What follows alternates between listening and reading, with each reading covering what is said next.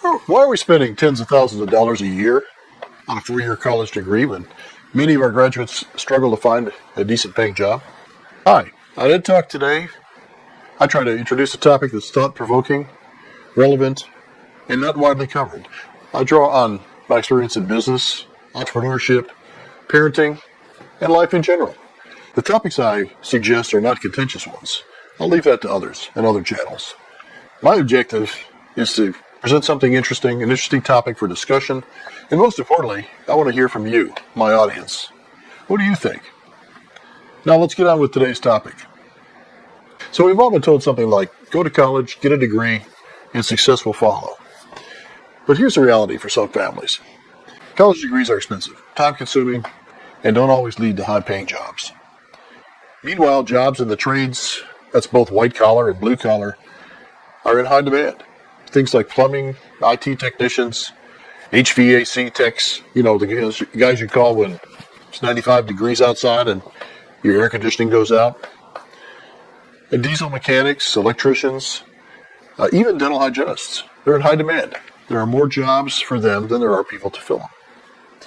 I know a fellow who earned a 1-year certification in diesel mechanics. And when he got out, he got several offers, one as much as $60,000 a year. That's 1 year, a 1-year certification.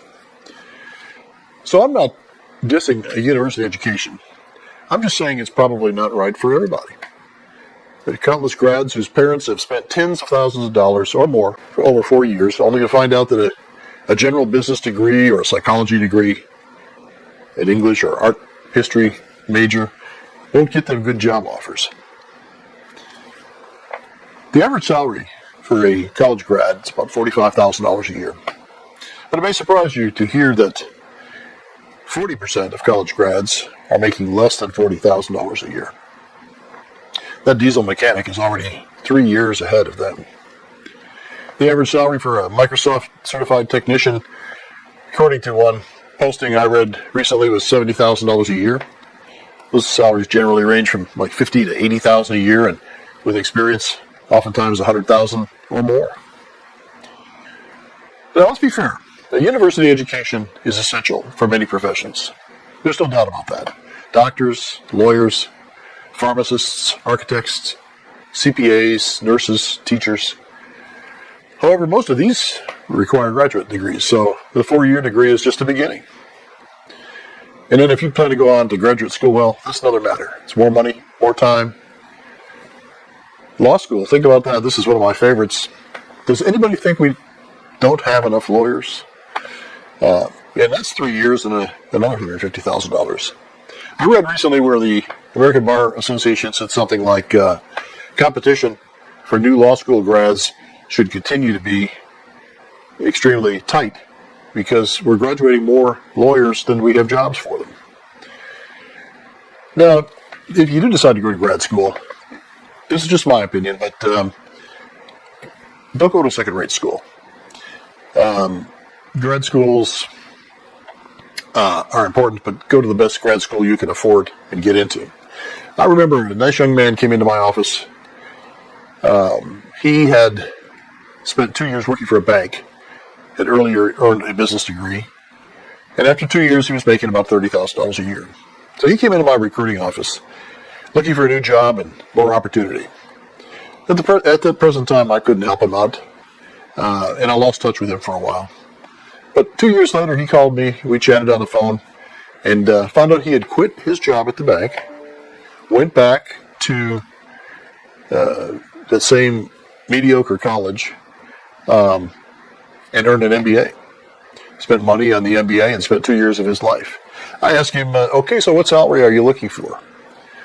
And he told me $30,000, plus or minus. So, it's kind of a sad story.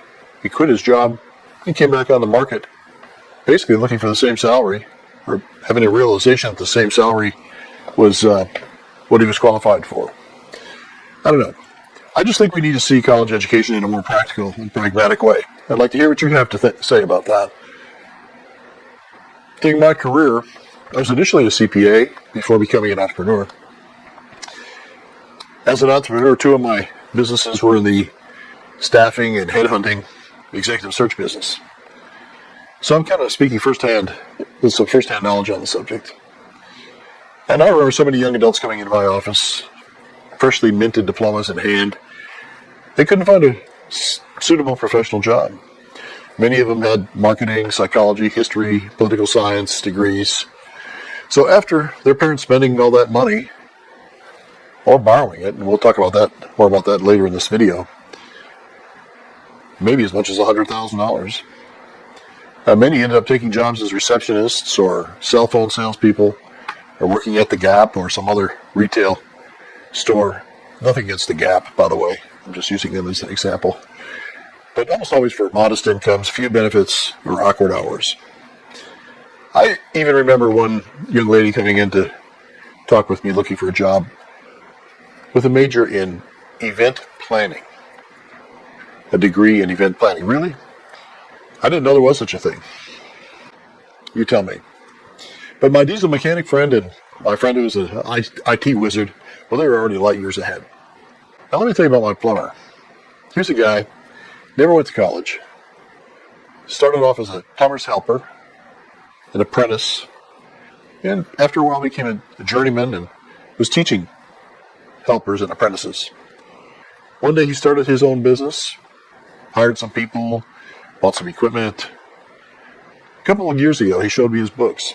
He made $750,000 that year. No college degree. Never set foot in college. After I sold my businesses and I retired, I went back to grad school just for pure enjoyment. I earned a master's degree, and soon after I started teaching as an adjunct professor at one of the colleges here. And it taught me a lot. It was very enlightening. I think what I saw was students persuaded to sometimes elect majors like psychology or history or whatever. I'm not dissing those fields. I'm just saying oftentimes I think they were persuaded maybe by either professors or the department heads.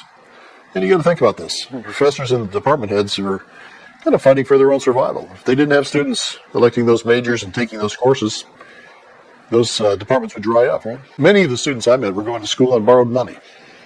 Student loans, pretty easy to get. And at their young ages, they hadn't yet realized the perils of too much credit and too much debt. And guess what?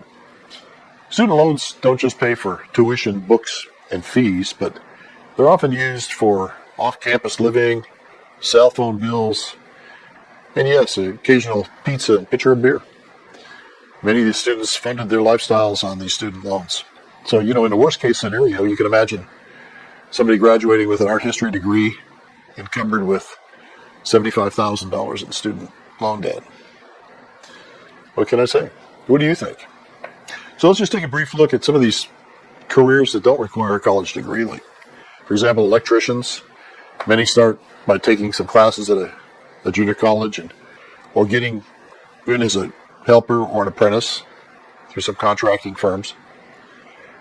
You can check out your local union, like the IBEW, ask around, look into trade schools or community colleges with pre-apprentice training programs.